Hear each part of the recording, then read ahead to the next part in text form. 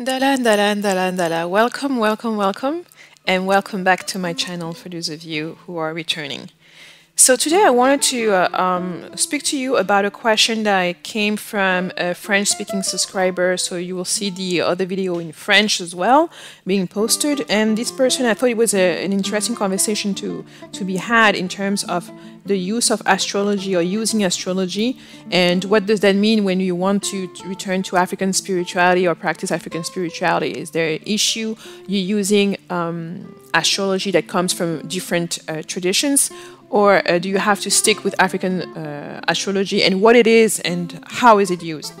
So in a nutshell, for me, I said this before in terms of like the perspective that I have, that astrology is nothing but a system that was developed within a culture, within a specific tradition. And it's a system that provides you with information.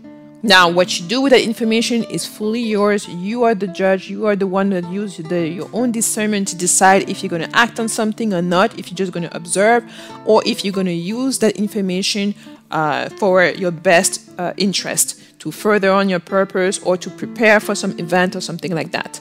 That's completely up to you. Astrology is just a tool, just like many other spiritual tools. Now, oftentimes I have people who are skeptical about astrology or who know nothing about it, and they don't really quite understand. So I'll say, for if you are skeptical or if you don't really understand, but do a little bit of research in terms of where it's from. And I underline this because once upon a time, astrology and astronomy were nothing but one. And today, today we see it as separate because at some point in history, it has been separated.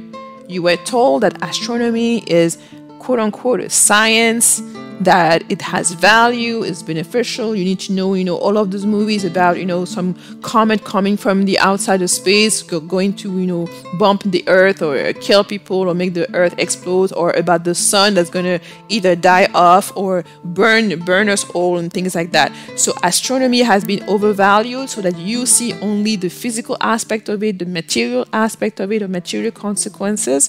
And they took away anything that was dealing with the spiritual and energetical aspect of it, which is contained in astrology. And for that, if you go back and you look at the different kings throughout the world, you will see that most kings, most emperors in different traditions, in different cultures and civilization had astrologers, either personal astrologers for their own family or astrologers that were giving them counsel when there was an event, there was an issue and something like that. Now, what I often hear is that, well, if astrology is so powerful, how come you still have messed up stuff that happened to you in your life? And the answer is simple.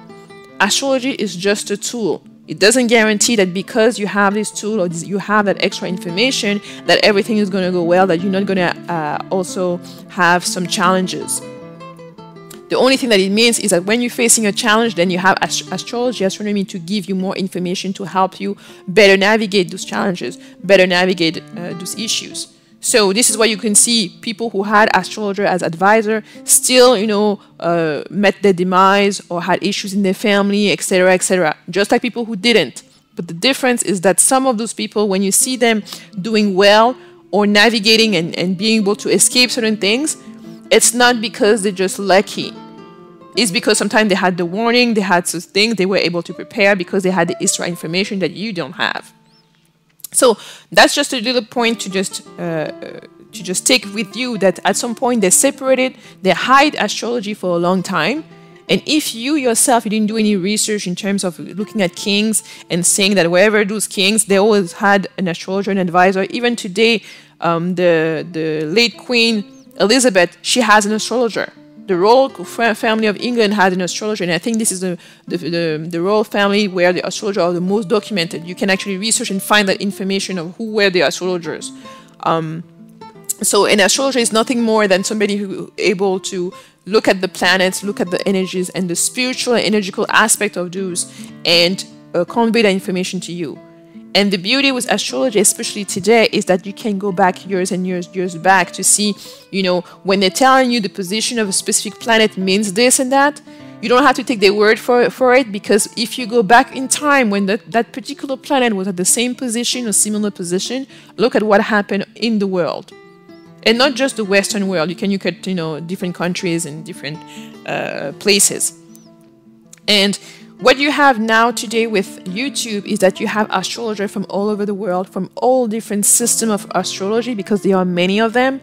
And I think the most popular are sidereal and tropical astrology from the Western side. You have a Vedic astrology that comes more from India and the Hindu tradition. You have Chinese astrology. But you have many more other systems, Kemetic, etc., etc. The Mayan astrology as well. And so you have to understand that astrology comes from the culture that developed the system, and they developed it based on the perspective from where they are on the planet and what they are seeing and how they are perceiving things, not only just from what they're viewing when they're looking up to the sky, but also from their personal or particular cultural traditions. And so to me, I always say those are tools that are available to you. So you can choose to use them or you can choose not to, but that's a choice. That's you to use your discernment to decide so. But like we said, ask and you receive, search and you will find. If you don't do any of those, you don't ask and you don't search, then you're not going to do anything, you're not going to find anything. Now, to me, there's no problem for a person who's black, who's African, who's from whatever ethnicity, looking into and researching more information about those different tools. I think that's what you're supposed to be doing. The same way if you were sick or if you had an issue and the modern medical system is telling you that everything is fine, but you know in your core that there's something that's wrong with you physically in your body, then you can turn to naturopath, you can turn to traditional Chinese medicine, you can turn to Indian Ayurvedic medicine, you can turn to African traditional medicine. And those different traditions may tell you that there's actually an imbalance somewhere within yourself. And sometimes some of the things that you need to do are very small, tweaking your diet, shifting the energy within yourself, being more, sometimes you drink less cold water, drinking more hot tea, things like that. But it could also be something more important, more major, more fundamental for you to search. But that's being shown to you from those other traditions, basically. So to me, looking at astrology from different places is just that. You're looking for the tool, you're looking for the information that resonates with you. And then you're looking at the one that resonates most with you, that you feel called to, that you understand best, and that you can see and retrieve when you're going, for example, for astrology, whether it's tropical or sidereal, and you find an astrologer, you can go back to what this astrologer said, especially if it's somebody who makes video on YouTube. You can go 5, 10 years, 15 years sometimes, depending on how long they've been making videos, and you can see this month for my sign, what was being said. Was this energy really what I was experiencing, or was it completely off? And that's for the people who are skeptical. Then you can find an astrologer and go back in what they've shared to see if that stuff really resonates and resonate with your own personal experience. And for me, I'm looking at, I've shared with you, I'm a Virgo. I've looked at different systems. The Occidental system is something that suits me well. I have a couple of astrologers on that I follow. I also looked at the Chinese astrological system, because there's different rules, and some of the symbolism, some of the way that they're using from that tradition is also very relevant, it's very rich also, and sometimes it's very pertinent depending on what I'm looking at. I've looked at Vedic astrology. I'm not too inclined or connected to it, but there's also a lot of things that are very interesting, not only when you talk about Rahu and some of the different cosmic entities, or planets. So that's something that I didn't dive deep into, at least at the moment, but that from time to time I look for particular things more on a communal or global scale. And then lastly, also, for me, I have to say I'm not really big on Kemetic astrology. It's a system that I researched many years ago when I was, diving into anything Kemetic, ancient Egypt. And to me, it's a system that just doesn't resonate with me. The system itself, when I looked at where I will be, what influences for my birth month, etc., what corresponds to it, it doesn't call me, doesn't resonate with me, and that's why I don't use it. I don't use it. It's not a reference system for me. Also, the other thing with Kemetic astrology is that there are gods and goddesses that are within that system. So the references are god and goddesses for each of the month of the wheel. And for me, the way I work with god and goddesses and entities, they have to manifest themselves to me. I don't go to them. I do not invoke them just like that and right and left and all that. That's just not my approach. To me, I let the god come to me, and then we can talk about why he's here or she's here, and what's there to do, and if I'm willing to do that work or not. So that's really important for me. That's why when I looked at Kemetic and I looked at my birth month and I looked at the goddess that was presented, I felt no affinity whatsoever, and I did not want to call on that entity or associate or affiliate myself in that way. So I just leave it on the side. Now, as you know, on my channel, I do use some of the Kemetic notions. So Maat is a big portion of my journey. I've spoken about her. We have the whole series on the Maat principles and how they work and use them daily, because Maat is an entity, the goddess that came to me and that told me, okay, if that invited me basically on that path of working on myself.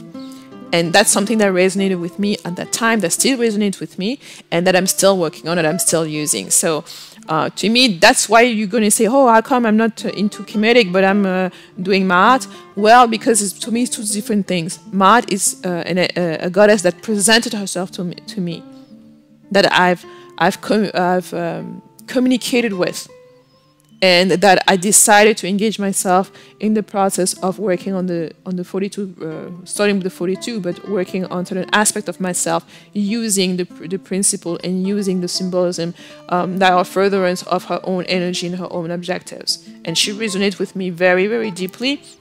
And that's because if you start to see on my channel, Maat, part of the energy of Maat is also linked to me. I think it was no coincidence that she manifested herself, because I've done some work with Kuan Yin.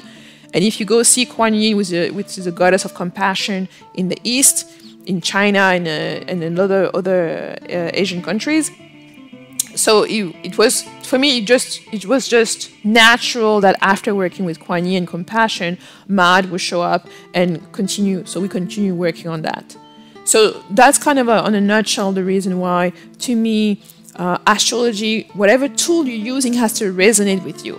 If somebody is bringing you a tool, however magical or great it may be, if it doesn't resonate with you, don't force it. That's why you always have to use your discernment, no matter who's proposing it or offering it to you. And it may also be that it's not the right time at the moment. So that's why, to me, I'm just like, I'm not called by the goddesses from the Kemetic space aside from Maat at this time. I don't know that if that may change or not, but that's what it is at this moment in time. And I do recognize that that system, even though I'm not using it, it may be useful to someone else. That's the other thing. I'm not saying, oh, don't do this just because it doesn't work for me. It may resonate with you. It may be very useful for you. You have to find out, and you have to ultimately decide if it's something you want to implement or not. So I hope this conversation in terms of you looking at different tools or systems, that you're not necessarily always afraid, because I think this is like the default motion where you are constantly being pushed to be afraid of things that you don't know and things that you don't understand. And to me, astrology is very important, because if it wasn't, they wouldn't have taken the time to separate it from astronomy. They wouldn't have taken the time to discredit it so much. That's why you have the astrology in the newspaper that everybody laughs at, because this is not true astrology. Most of them are not even written by astrologers, or written by somebody with a column in the newspaper that used to write it, or the magazine or whatever online. So that's why when you have to wonder, why would somebody go through all of that length to hide astrology from you, to ridiculous it, so that if you ever ask about your sign, people are laughing at you and things like that. And perpetrating sometimes those caricature in terms of like, oh, all of the Virgos are the same. That's not astrology, because astrology is not just asking you the month or the day you're born, it's also asking you the hour. And it's taking in consideration many other factors, including the position of other planets in your chart. So I understand sometimes you have the social media aspect of it now also today playing to that, discrediting astrology. That means, oh, no, oh, you're Capricorn, you have to be this, or you're Pisces, you have to be that. But those are superficial things. Those are just like things that people use, again, to undermine in some ways astrology. Because if you really think about it and you're serious about something, you wouldn't be making a joke out of it like that, and you would be taken very seriously. Meaning that if you knew your birthday of your nephew, that may give you information on how to nurture that child even better, how to listen and understand that child even better, instead of necessarily lumping your cousin in this group and that group, or your friend, and then making fun and laughing and stuff like that. So I think as you learn and you learn more about astrology and you understand it more and you see it live in practice, whether it is that system or that other system, which I don't think are mutually exclusive, because as I've mentioned, even on this channel, you'll find that sometimes I've pulled out things from the Chinese astrology that when I thought it was relevant to share with you. Because me, in my own experience, I use different systems to get the information. Sometimes some system will be a little bit more precise. Why? Because at that time, the planet or the entity or the energy was right there in China. So the way they experienced it was different from the West, and they may have more detail, they may have more interpretation on what it means. And then even for those of you who used to be Christian or who are Christian, it's well known that the kings that came to see Jesus when he was born, they were not announced by, it wasn't the Holy Spirit that told them. Astrology told them that the next Savior was born, and they follow a star to that place. And I think those are things that you need to be taking in consideration, that when God divine created everything, he also created the planet, and he put the earth where we are in a specific position so that we could have everything that we have here at our disposal, including the planets that are around us. So for those of you who are scared, or maybe some part of religious or some part of other belief, we're telling you, no, you're not supposed to look up. Because if you look up, you'll see the constellations, you'll see the stars. This is not something that's being made up. And whether you look up or not, the stars are going to be there. They're going to keep moving. They're not subject to your own personal little will or to your own fears. So, however, if you start looking at them and you start noticing them and looking and observing, you will see those patterns that have been seen from people thousands and thousands of years before you, and the information that's already been collected all of this time that you can go back to and refer back to. And even you, if you dive into astrology, find more deep meaning into it. This is why for me, I'm not an astrologer. I learn about astrology. I refer to astrologers, people who dedicated their life on that path. And even today, there's more and more people who are diving into astrology from the particular profession that they're coming from, looking at how their profession in particular is being affected. You can find financial astrologers that can show you through the movement of certain planets what happened on the financial global markets, what happened for certain specific industries. And if you're in tune with that, then you can see what's going to be when the projection for the future in terms of the movements of the planet that you can predict. Predict not because they're just wish-washing it, is because the pattern of the planet are the same for thousands and thousands of years. Some planets take 20 or 80 years or 40 years to do their rotation, and that's already in place. So they're not making things up. You can go back and verify when they tell you this is the last time this planet was at this position, this is what happened financially. And you also have astrologers that are also medical professionals. So you have doctors, nurses and stuff like that who are diving into astrology and who are noticing. When there was a pandemic, there were planets in specific positions.